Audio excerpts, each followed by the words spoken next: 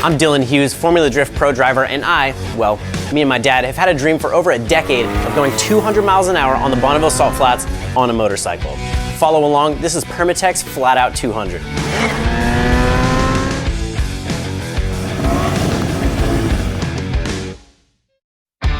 We are here at Orange County Honda Kawasaki, and we are gonna hopefully go in there and see if we can find a land speed bike that we're gonna take to Bonneville here pretty quick. We don't even know if they have one. We just figured we'd come over here, check it out, look at some cool bikes, and of course maybe see some dirt bikes, because I'm pretty into that as well. So let's go inside and see what they got.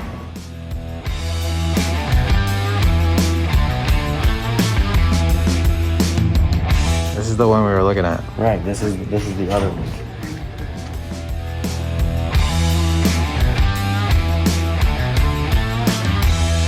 This is my girl right here. If I was gonna get one, it'd be that one right there. Brand new 21K for 50, electric start, launch control. Yeah, dude, this thing is, I rode one of these last week and it gets it. It like really gets it. Look at all the stuff on this thing, dude. Cruise control, and this thing is big. We would have to take all this stuff off and put like a aftermarket fairing on it. Like all this stuff would have to go. Don't you think this one would work? I really feel like it would. Like titanium exhaust, 1000cc, ready to go race bike. This thing definitely makes 200 to the tire. Like, what if we just don't do anything and we just like buy this?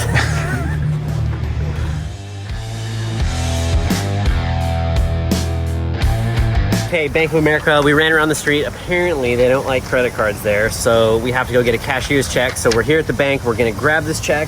Hopefully it's easy, and then we're gonna go right back there. We're gonna grab that bike, do a little bit of paperwork, and then they're gonna send it over to their shop. Their shop is gonna do whatever it is they have to do to it, and then we're gonna ride that baby out of here.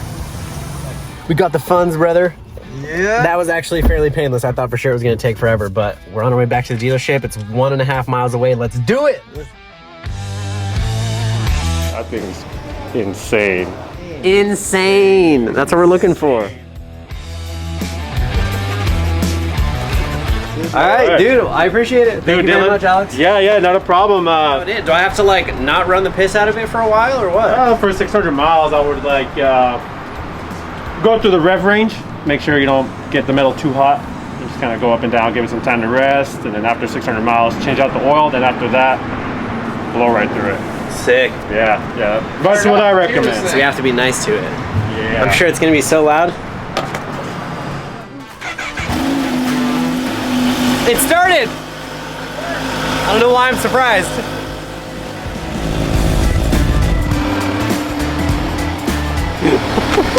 This is crazy, let's go!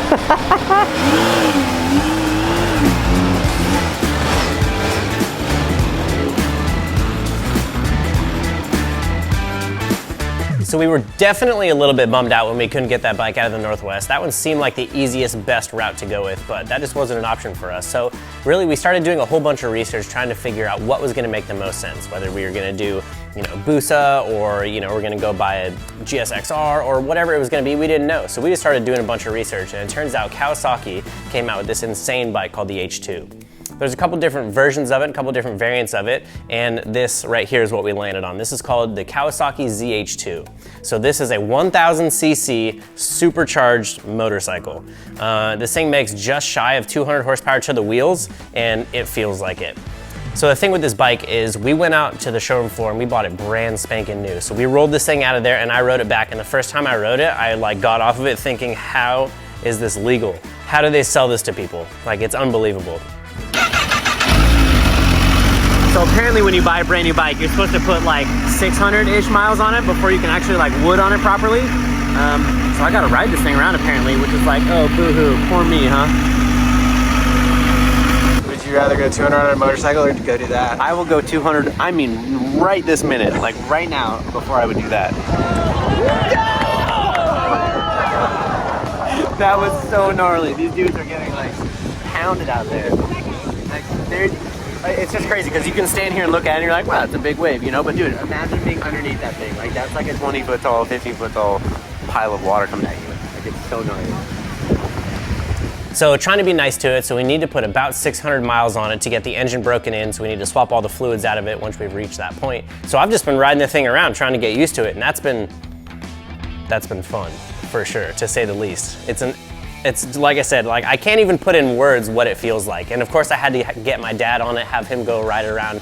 And when I mean this thing is fast, I mean this thing is fast. Like a 1,000 wheel horsepower drift car is gnarly, but this thing, you're like outside, you know? Like you're just holding on, and that's the only thing that you got. There's no seat, there's no roll cage. You have to hold on for sure. Dylan, absolute maniac for what he's trying to do on a motorcycle. I know I wouldn't do it, but that's on him. 200 wheel horsepower is right about on the limit of maybe being able to make 200 miles an hour on the Bonneville Salt Flats. So what we're gonna have to do is we're gonna have to turn this thing up even just a little bit more. So I found a couple different guys, one guy in the Northwest, one guy from Ohio or something, that makes essentially an ECU flash for it, where I've been told that it will start to close the throttle bodies at 8,000 RPM and essentially try and like dumb it down a little bit. And they do that because this thing is just terrifyingly fast. So what we can do is we can change the ignition map, and we can change how the throttle bodies are open. And I've heard of several people getting 260 horsepower out of these bikes without doing anything. So this bike, it was $20,000 brand new, which is a lot of money, but at least we get the brand new bike. Nobody's been in it before, nobody's messed around with it before, you know, we know the history of it, we know I was nice on it breaking it in, and I'm really stoked on that. So the other thing is we got to figure out how to set a body kit on this thing. So we went down to San Diego, went and got the AirTag body kit, got that ordered, which I'm really stoked on. We'll be able to kind of rig that thing up on there and completely change the way the bike looks and try and make it as slippery as possible, because this thing's, you know, it definitely doesn't have a fairing on it. It's kind of open and a little bit naked in that sense.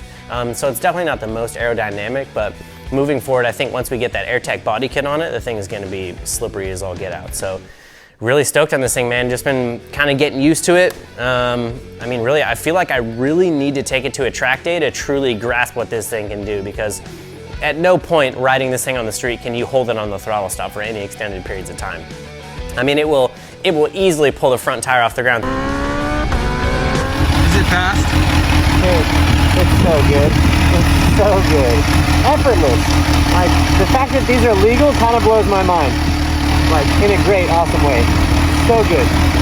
10 out of 10 would recommend. Pretty amazing machine overall. You know, I haven't spent a whole lot of time riding sport bikes, but I get why people do it. I mean, it's a whole nother level of like tunnel vision video game when you're riding this thing. Like, it's pretty gnarly. So looking forward to spending some more time on it, and I want to take it to the track real bad. That would be sick. You know, lean the thing over proper, get the leathers on, and just kind of get used to it. You know, like I said, I haven't spent a whole lot of time on a sport bike, and I think going in a straight line is probably fairly easy, hopefully, but really just knowing what the bike is gonna do in pretty much all circumstances is what I'm looking for. So I wanna get comfortable leaning it over. I wanna try and touch my knee on the ground, do that kind of stuff before we take this thing fully apart and put the body kit on it, because once we do that, I don't think there's gonna be any sort of leaning it over anytime soon. So, and that's just for me. I just wanna go get used to it.